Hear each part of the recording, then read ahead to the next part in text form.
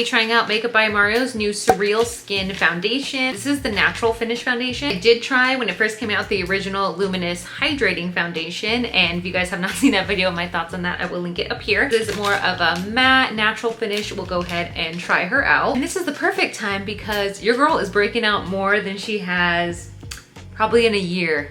Like, my skin is going through it. Like, look at this.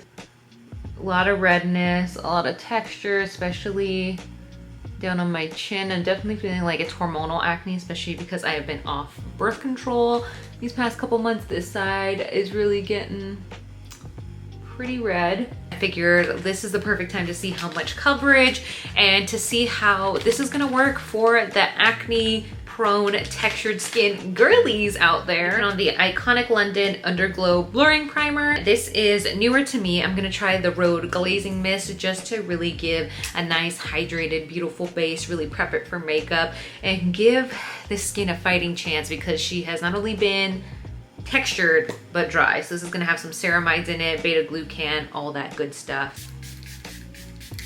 That is a very fine mist. This is my first time trying any other skin product for it. I have not tried the glazing milk yet because I've heard from some people also with acne prone skin that it has broken them out. Some people say due to like the coconut alkalines, I think it was in it, and this does not have that. So I kind of wanted to try the mist. Also, I have a lot of milky toners I'm running through right now. The girl at Sephora did compliment my skin because it looked like glass skin, and she's like, "You are glowing." I was like, thank you so much. I did get it in 8N, which is light medium with neutral undertones. I probably should have got something a little darker. I'm gonna do this side with a brush, this side with a sponge. Let's give this a good blend.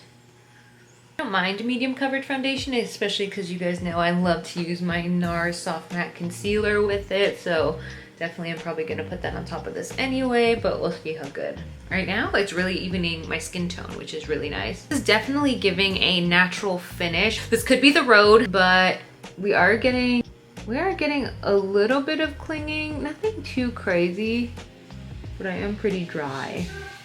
Let's move on to this side. Covering pretty decently. Off of just this first impression, I definitely love the side that I applied with the sponge more. Like, it could just be the pimples, but I feel like they're not as dry looking as the ones on my chin are, and like right here. I'm getting a little bit of separation on my chin here. Could be from the glazing milk. I'm not hating it. Like, I like this finish better than the original foundation. Of course, the ultimate test is to see if it breaks me out as we try this throughout the week.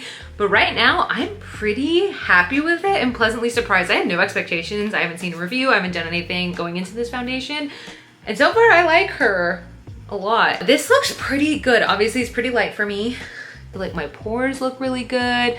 I feel like it just looks even and smooth. My acne isn't super accentuated. Again, besides it being a smidge dry, if I would have applied it with a beauty blender anyway, I think it would have been good. I don't hate the coverage. I am gonna add some more full coverage concealer because that's how I would regularly wear it. I am way late to the party on the Rhode party makeup wise and most of their products. I did a combo of Toasted Teddy and Tan Line on my cheeks. They're incredible. I love these blushes. They deserve all the hype. So glad they're in Sephora now. I also put some more of Tan Line just on top of it with my highlight just to blend it, and it looks so good. My Kosas Cloud Set, love this once my makeup is done, and then also my One Size Powder Melt, the glass setting spray, and I think everything looks so good. I love these Rhode lip contours. This is probably one of my favorite launches of the year. I don't use them as like a lip liner. Obviously they're not long lasting, but just as a lip shade, incredible. And then filled it in with the Huda in Rosewood. Just got the Rhode in Ribbon. I do have the one in Jelly Bean, but I figured let's try Ribbon out, something that's not shiny. Very pretty. And I know these are really light, that's why I kind of wanted to put the Huda on top of it, just so it kind of keeps the color. It's good, definitely feels very plush on the lips. One of my reservations of not trying these, because everyone said how gritty the old formula was. I do remember having the unscented one when it first launched, and it was getting gritty, and then I just stopped using it. But guys, look at this foundation. Are we kidding?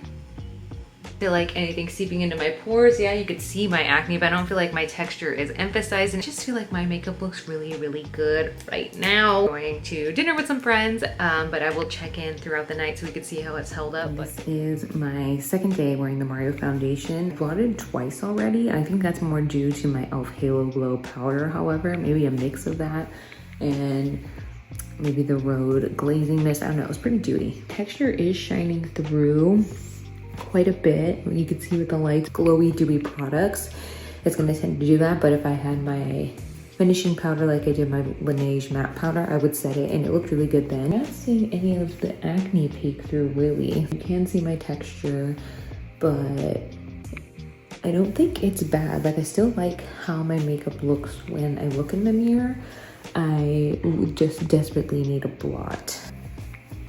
Blotting is not doing a ton, so I definitely need my mattifying setting powder, but I just wanted to show you and recommend my oily skin girlies. Definitely bring a mattifying powder with you, like the Fenty powder or like the Laneige powder, and feel cute, look cute. I just wish I was less oily and dewy.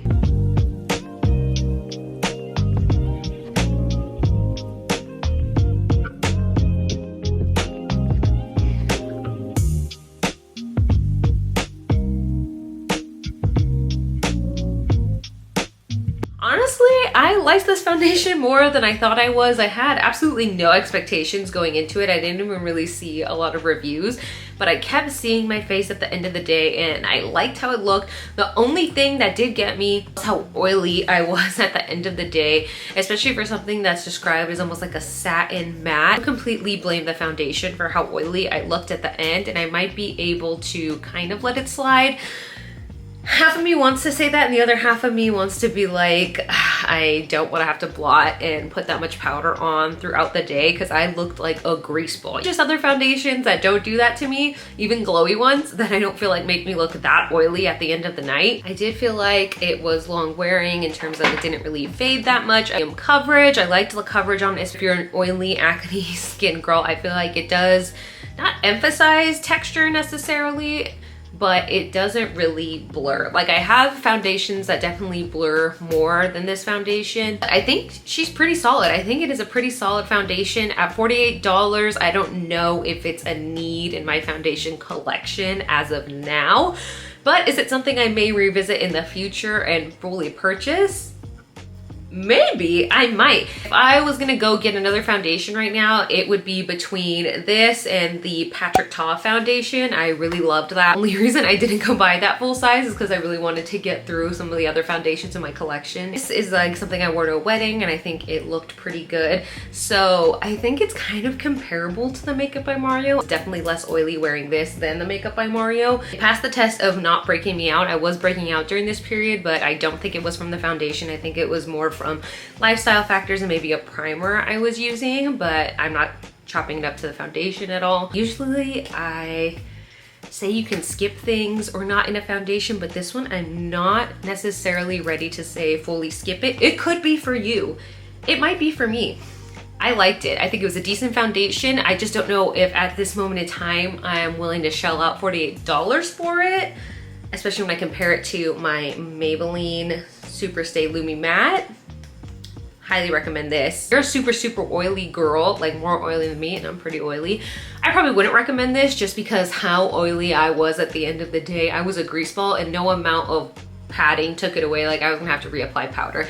But if that doesn't bother you and you reapply that much powder anyway, I mean, I do, but it was getting to the point where I had to do it probably every hour once it kind of sank in later in the night, which was a little bit annoying, where usually if I blot, I could at least take some of that shine away, which was not happening with this foundation. So for that, that's kind of making me steer away from purchasing a full size. If you're more of a dry girly and you're not super oily, this may be for you. I feel like we've had okay foundation left these past two, so we'll see how we go with the new one.